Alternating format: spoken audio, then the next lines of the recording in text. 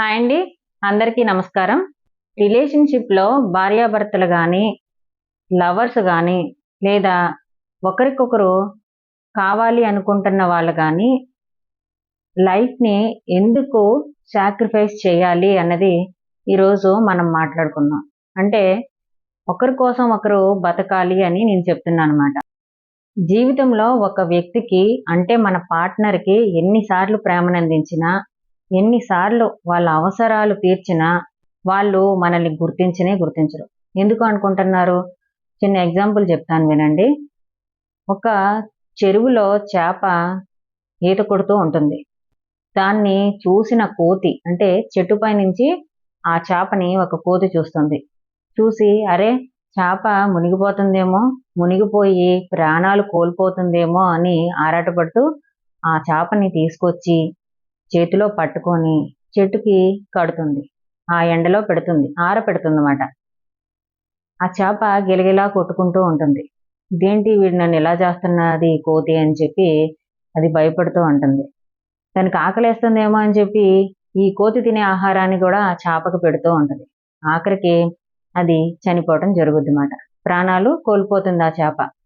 తప్పు తెలుసుకున్న కోతి అర్రే నా చేతులారా నేనే ప్రాణాలు తీసేశాను. ఈ చేపని ఇలా చేశాను అని చెప్పి చాలా బాధపడుతూ ఉంటుందన్నమాట. దీని నుంచి మనం ఏం నేర్చుకోవాలి అంటే లైఫ్‌లో ఎప్పుడు ఎలా రియాక్ట్ అవ్వాలి అనేది నేర్చుకోవాలి.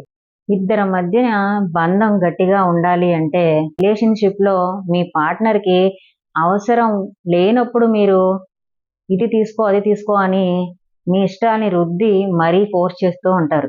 వాళ్ళకి ఏది అవసరమో మీరు గమనించరు. వాళ్ళకి ఏది కావాలో అది ఇవ్వరమాట. కేవలం అక్కడ మీ ఇష్టాలే కనిపిస్తాయి. అది పార్ట్నర్ తీసుకోలేదు. కాబట్టే ఈరోజు యూత్ గాని, సంసారాలు గాని, ప్రేమ గాని, ప్రేమ వివాహాలు కానీ ఇలాగే సమాజంలో ఏడుస్తున్నాయి. రిలేషన్‌షిప్‌లో అసలు ఏది ముఖ్యం? ఎందుకు ఎవరు తెలుసుకోరు? ఏ డాక్టర్స్ చెప్తారు? ఏ సైంటిస్ట్ చెప్తారు? లేదా మీరు లెసన్స్‌లో చదువుకున్నారా? ప్రత్యేకించి యూత్ నేర్చుకోవాల్సింది అంటే ఇప్పుడు యూత్ సెక్సువల్ లైఫ్‌లో చాలా బలహీనంగా ఉన్నారు. సెక్స్ అంటే ఒక భూతని, అది తప్పని, అది చేయకూడదని చెప్పి అక్కడే ఆగిపోతున్నారు. రిగ్రెట్ ఫీల్ అవుతున్నారు. ఒక ముక్కలో చెప్పాలంటే ప్రేమించేస్తున్నారు. ఏదో దేవదాసు అనుకుంటున్నారు. ఒక 1 ఇయర్ తిరుగుతున్నారో, నెలలు తిరుగుతున్నారో ఆ ప్రేమ గూడా విఫలమైపోతుంది. అలాగే పెళ్లి చేసుకున్న భార్యాభర్తలు గూడా ఒకరికొకరు చాలా దూరం ఉంటున్నారు. ఎందుకు అంటే కేవలం సంసారంలో సుఖం లేకపోవడం వలన. అంటే ఇది మేం చెప్తే ఒక తప్పులా ఉండొచ్చు మీకు. ఏ పుస్తకాల్లోనూ లేదు. ఎవరో మనకొచ్చి చెప్పరు. కానీ అంతులేని ప్రేమకి పునాది ఏంటి అంటే దాంపత్య జీవితం. ఇది ఒక డాక్టర్ చెప్తేనే ఒక అందంగా ఉంటుంది. డాక్టర్ చెప్పారని మీరందరూ తీసుకుంటారు గూడా. అందులోనూ ఎటువంటి అనారోగ్యాలు రాకుండా ఒకరికొకరు సహకరించుకుంటూ పెద్దలు కుదిర్చిన పెళ్ళైనా సరే అందులో ప్రేమ పునాదులు వేసుకుంటదన్నమాట. అంచెలంచెలుగా ఒక వృక్షంలాగా మనకి రూపాన్నిస్తుంది. మరి రిలేషన్‌షిప్‌లో ఎటువంటి గొడవలు రాకుండా ఉండాలంటే ఇద్దరు భార్యాభర్తలు గాని, పార్ట్నర్స్ గాని ఎలా బిహేవ్ చేయాలి? ముందుగా భార్య గురించి మాట్లాడుకుందాం. భార్య ప్రపంచం చాలా చిన్నది. అంటే ఆడవాళ్ళ ప్రపంచం చాలా చిన్నది. పెళ్లి చేసుకున్న తర్వాత భర్తే తన ప్రపంచం అనుకుంటుంది. భర్త సర్కిల్ చాలా పెద్దది. తనకి ఊర్లో చిన్నవాళ్ళ నుంచి పెద్దవాళ్ళ వరకు అందరూ పరిచయస్తులే. తను చేసే పని నుంచి స్నేహితులు, బాల్య స్నేహితులు వగైరా ఇంకెన్నో ఉంటాయి. మాట మంచి మాట్లాడుకోవటానికి బోలెడు మందుంటారు. ఆ సమయం అంతా వాళ్ళకి వెచ్చిస్తాడు భర్త. భార్య గిల్ట్ ఫీల్ అవుతూ ఉంటుంది. ఎందుకంటే నన్ను పట్టించుకోవట్లేదు. నాకు మాట్లాడే టైం గూడా ఇవ్వట్లేదు అని చెప్పి చాలా చిరాకు పడుతూ ఇంట్లో చీటికి మాటికి చిరుబుర్లాడుతూ ఉంటుందన్నమాట. వాళ్ళకి మీరివ్వాల్సింది ఏం కాదండి. కొంత సమయం ఇవ్వాలి. 4 మాటలు చెప్పాలి. నేనున్నానన్న ధైర్యాన్నివ్వాలి. అలాగే వీలైతే 4 జోకులేసి వాళ్ళని నవ్వించాలి. మీ కష్టాల్ని, పొద్దున్నుంచి మీరు పడుతున్న ఒత్తిడిని, మీ ఇబ్బందుల్ని వెంటనే చెప్పేయకూడదు. వాళ్ళు సెటరేట్ అయ్యాక మీరు అవన్నీ నిదానంగా చెప్పాలి. ఇప్పుడు భర్త వంతు వచ్చిందండి. భర్త ఇంటికి రాగానే మీరు చిరుబుర్లాటం, గిన్నెలు ఇసిరేయటం, అలాగే డబ్బు గురించి మాట్లాడటం, ఏం తెచ్చావు మాకు అంటాం, ఇంట్లో అవి లేవు ఇవి లేవని చెప్పటం, లేదా ఇల్లుని గలీజుగా పెట్టడం, ఇటువంటివన్నీ చేసినప్పుడు భర్త మనశ్శాంతిని కోల్పోతాడు. మీ మీద ప్రేమతో వచ్చిన భర్త ప్రేమని దాచేసుకుంటాడు. కోపాన్ని ప్రదర్శిస్తూ ఉంటాడనమాట. అదొక్కటే కాదు, మీరు చాలా నీట్‌గా, అందంగా, అందం అన్నది మీ శరీర సౌష్ఠవం ఎలాగున్నా సరే, నలుపా, తెలుపా లేదా అందం తక్కువ, ఎక్కువ నేనివేమీ చెప్పట్లేదు. ఒక నీట్‌గా డ్రెస్ సెన్స్ ఉండాలి. గలీజ్‌గా ఉండకుండా చక్కగా ఫ్రెష్‌గా ఉండి, భర్తకి ఒక గ్లాసు మంచినీళ్ళిచ్చి కూర్చోమని కష్టం సుఖం మాట్లాడాలి. తోడుగా ఉండాలి. అదే మంత్రిగా మీరు సలహాలిస్తూ నేనున్నాను అన్న ధైర్యం చెప్పాలి. అతని కుటుంబ సభ్యులందరినీ మీరు కలుపుకోవాలి. అంతేగాని సినిమాలో సూర్యకాంతం గారిలాగా మీరు ప్రవర్తించకూడదు. అలా ఉన్నప్పుడే ఇటువంటి చిక్కులన్నీ. చాలా ఇబ్బందికర రోజులమాట. అంటే ఇంత టైం కూడా భార్యకి భర్త, భర్తకి భార్య ఇచ్చే టైం లేదు. అంటే ఎంత జాబ్ చేసిన ఆడదైనా సరే భర్త ప్రేమ కోసం తపించిపోతుంది. ఆవిడకి ఇంత ఖాళీ ఉండదు. అలాగే భర్త కూడా మీరనుకున్నట్టు ఏవేవో ఉంటాయని అనుకోడు. అతను కూడా మీ ప్రేమ కోసం, మీ మాట మంచి కోసం ఎదురుచూస్తాడు. కానీ మీరు మాట తోలటం వలన, లేదా మీరు కొంచెం ఎక్కువగా మాట్లాడటం వలన అవన్నీ ఆగిపోవటం జరుగుతూ ఉంటుంది.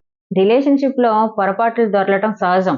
కానీ దాన్ని అక్కడితోనే కట్ చేయటం అనేది చాలా పెద్ద పొరపాటు. ఇది సహించలేనిది మాట.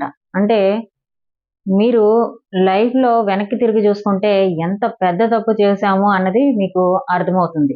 12 కాపురానికి 12 సూత్రాలన్న మాట మీరు విన్నారండి?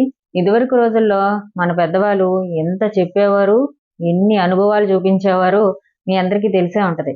కానీ ఈ రోజుల్లో అలా చెప్పినోళ్ళు లేరు. దాంపత్య బంధం నీట్‌గా, గట్టిగా పెనవేసుకుపోవాలి అంటే ఇరువురి మధ్య శృంగారం అనేది చాలా ముఖ్యం. అంటే సెక్సువల్ లైఫ్ ఉండాలి. కానీ ఈరోజు యువత గాని, పెళ్లి జంటలు గాని దాన్నొక బూతులా చూస్తున్నాయన్నమాట. చెప్పేవాళ్ళను కూడా అమ్మో! ఇవన్నీ చెప్తున్నారు. వీళ్ళు తేడా ఏమో అనుకుంటారు. అలా ఏం మీరు అనుకోనవసరంలా.